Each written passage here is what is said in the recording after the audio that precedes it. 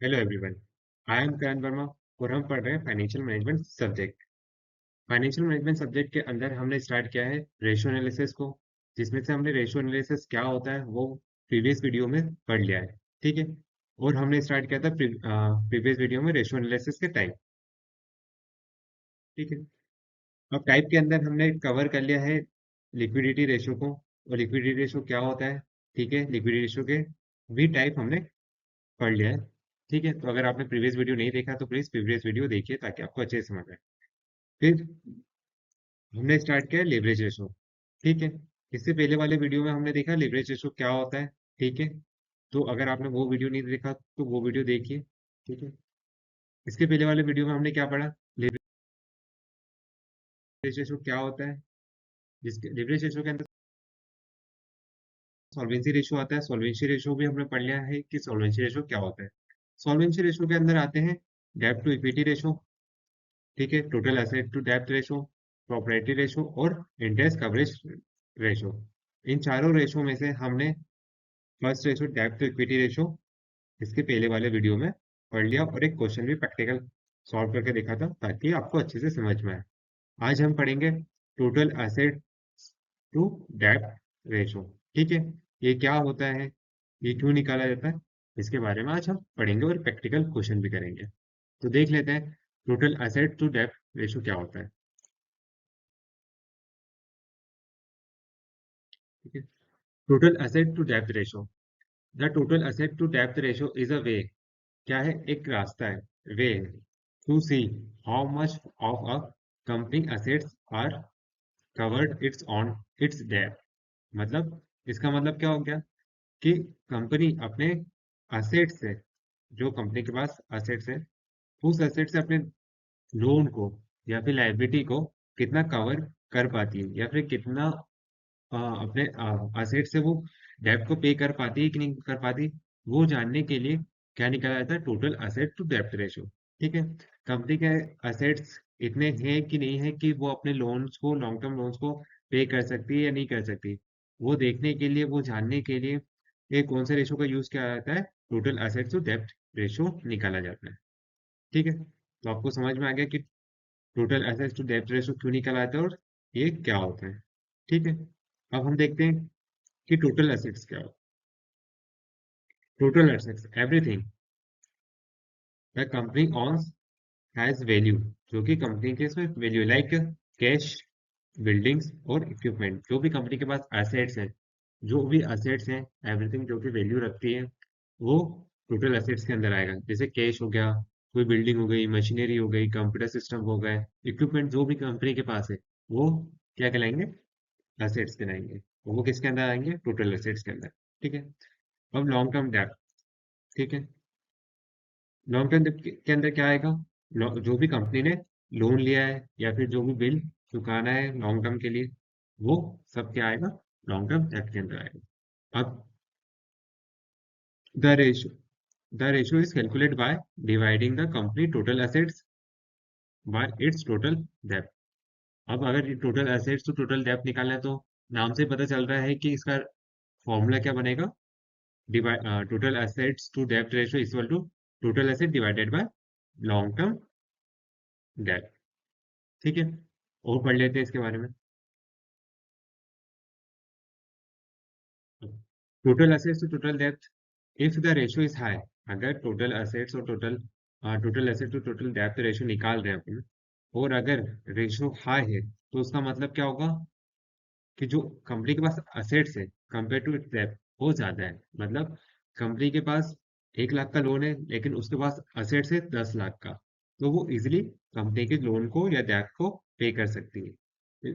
ठीक है, which generally goods, ठीक है, वो क्या है, अच्छा माना जाता है कि कंपनी के पास इतना पैसा है। ठीक है। बिकॉज इट सजेस्ट, क्योंकि कंपनी को सजेस्ट किया जाता है कि उसके एसेट्स इतने होने चाहिए ताकि वो अपने लोन को पूरा कर पाए। ठीक है। नेक्स्ट पॉइंट देख लेते हैं। इफ रेशियो इज लो, अगर रेशियो लो है, कौन सा रेशियो, टोटल एसेट्स टू डेब्ट रेशियो, तो उसका मतलब क्या होगा कि कंपनी के पास कम एसेट्स है अपने लोन के कंपैरिजन में। मतलब कंपनी के पास 10 लाख का लोन है और एसेट्स कितने हैं कंपनी के पास, 1 लाख का। वो क्या होता है, एक रिक्स, रिक्स हो जाएगा कंपनी के लिए।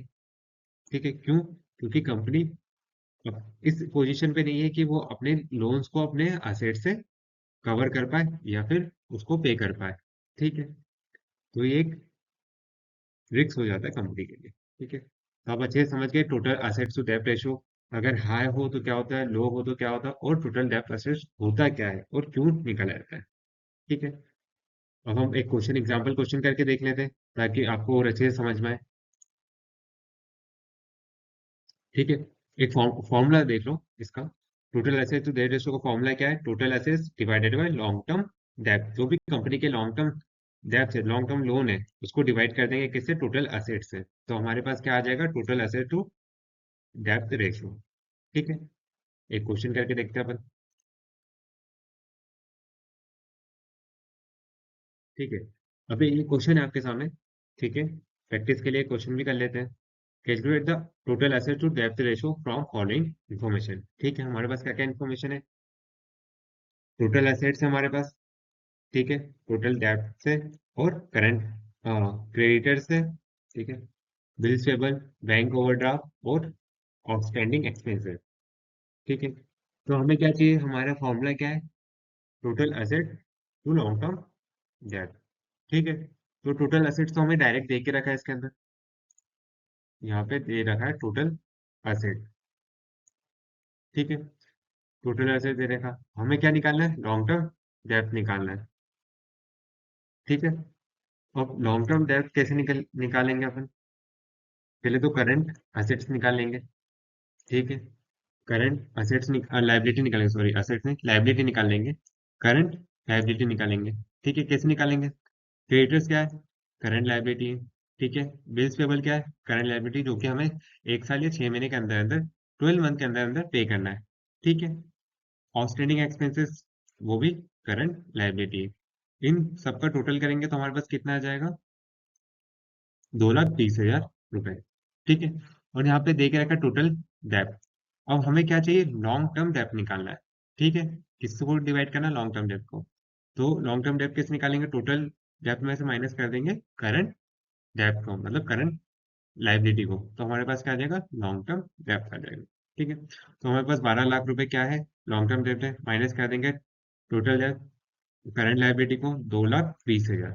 ठीक है, तो हमारे पास कितना आ जाएगा? 9,80,000 रुपए आ जाएगा। तो डिवाइड कर देंगे 15 लाख और 9,80,000 को, तो कितना आएगा? 1.53:1।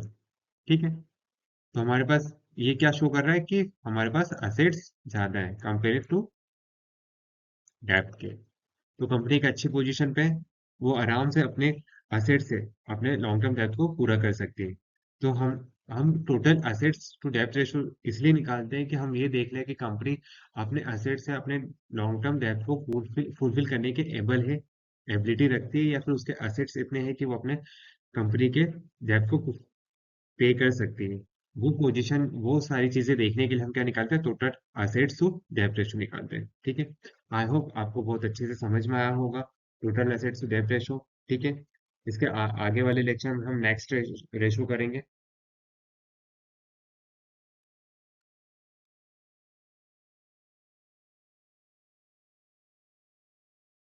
नेक्स्ट रेशियो करेंगे।